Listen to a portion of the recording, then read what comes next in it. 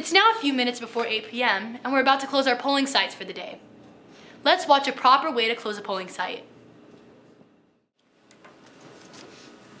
Okay, it's 8 p.m. and we should start our poll closing procedures. Christina, will you do me a favor and please announce both inside and outside the poll site that the polls are now closed? Okay. And also, would you stand at the end of the line of voters and make sure that you inform anyone who approaches the line that the polls are now closed? Sure. Okay. The polls are now closed. Hi, how are you? The polls are now closed. All right, I'll be right with you. Usman, once all the voters in line have finished voting, we can close the polls on the JBC. Okay. All right, thank you for that. Nice to see you today. As was demonstrated in this scenario, the first step to closing the polls is to announce both inside and outside of the polling site that the polls are now closed. Next, a poll worker should stand at the end of each line of voters to prevent anyone from entering the line after 8 p.m. Once all voters have finished voting, you may close the polls in the JBC. If polls are closed before all voting has completed, you will need to finish the process on paper ballots. To close the polls on the JBC, first press the Close Polls button. The next screen will ask if you are sure you want to close the polls. Press the arrow next to Continue to confirm that you are sure. You will then need to enter the polls close password, which can be found in the JBC password envelope that accompanies the JBC.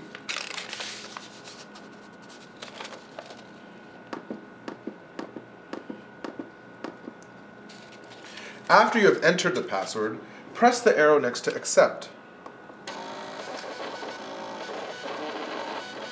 On the next screen, press the arrow next to Print Tally.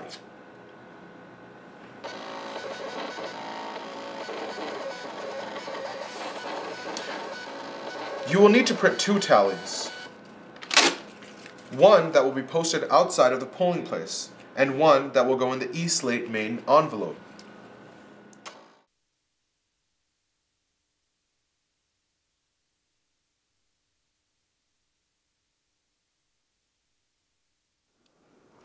In order to pack up the JBC, we must first unplug the black power cord from the AC power and from the back of the JBC.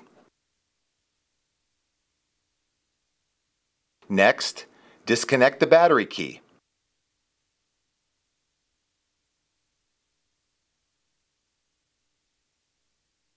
Separate the gray data cable from the JBC and eBooth number 1.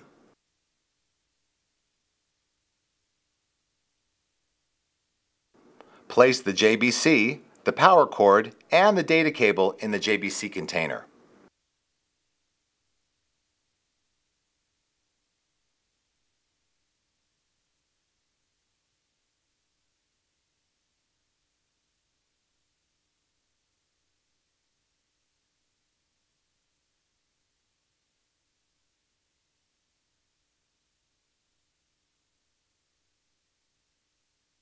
Before we can open the ballot box, an important step is destroying all unused ballots, spoiled paper ballots, and surrendered vote-by-mail ballots by placing them in the unused ballot bag.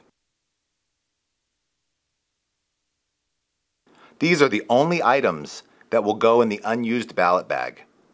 You will write the tallies of the unused ballots on the front of the bag. Count the number of used spoiled paper ballot envelopes and write this tally on the combined roster index ballot statement. Lastly, seal the unused ballot bag.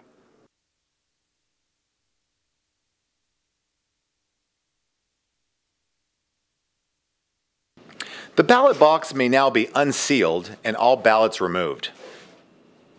Sort the ballots into 4 groups: paper ballots, paper ballot provisional envelopes, electronic ballot provisional envelopes, and vote-by-mail ballots.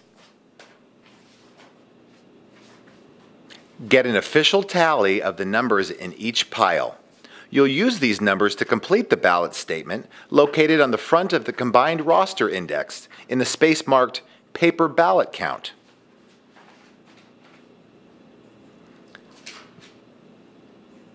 After the totals have been entered on the ballot statement, place all of the ballots neatly inside of the white voted ballot container.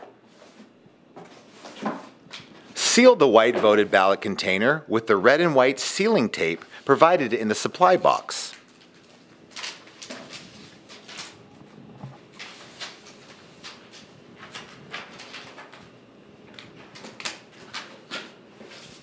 After the box has been sealed, the inspector and board members will sign the tape.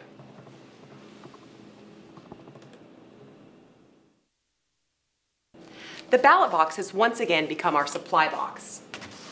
The most important thing to remember is to put all of your voted ballots inside the voted ballot container, and only there. The registrar's office cannot have any loose voted ballots inside the supply box. After your supply box has been unsealed and you place all the voted ballots in the voted ballot container, you'll need to put all the supplies, like your rulers and pens, back in the supply box. You can follow the guidelines in your poll worker training manual for repacking supplies. You'll also have a red canvas bag that you'll need to put certain supplies in.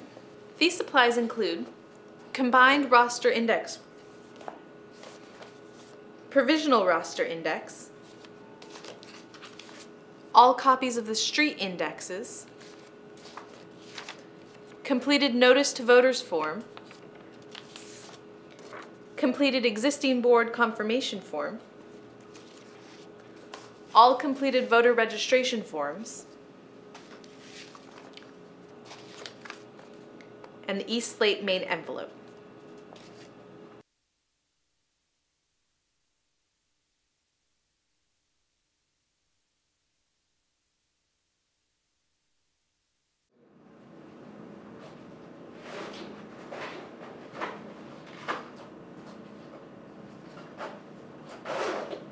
You can place the red canvas bag on top in your supply box. An important step in the poll closing procedures is removing the printers from the e-booths. These printers contain a paper copy of all the ballots cast on each e-slate, and the registrar of voters needs this copy to tally ballots. Bear in mind that all printers must be removed, including those for e-slates that were not used or that were closed due to technical problems.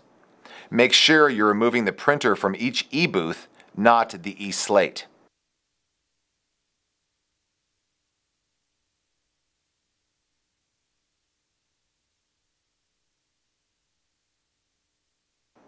To remove the printer, press and release the round black button at the top of the unit.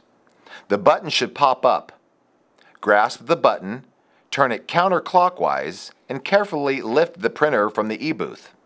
Disconnect the two black cables that attach to the bottom of the printer and store them in the e-booth. Use the blue canvas printer bag to store the printers. Place the printers on their sides, 4 to each bag. Use great care while storing the printers in the bags and handling the bags after the printers have been placed inside, as the printers are very fragile.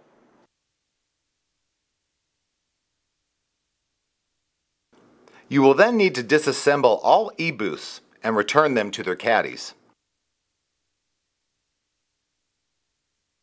Don't forget to lock the caddy with the cable lock.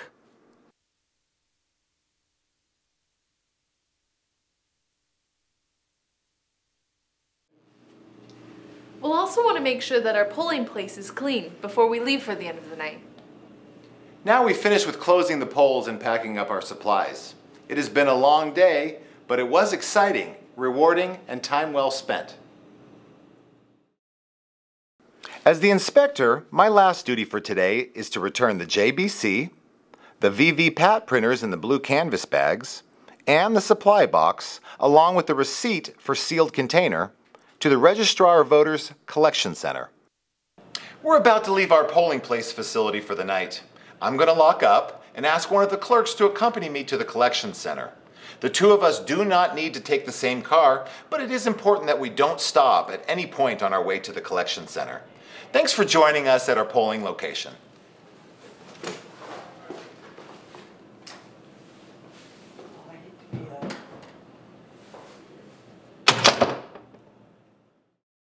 Well, there you have it. I hope you enjoyed the DVD and you got a lot of useful information out of this. Remember, go to a poll worker practice session near you for more hands-on experience. That will always help you in the poll site. One quick note for you, processing voters is as easy as 1, 2, 3, and if you need assistance, call us at 954-1901 any time of the day on Election Day. Thanks again, as always, for volunteering. We have some of the best poll workers in the country. We'll see you again real soon.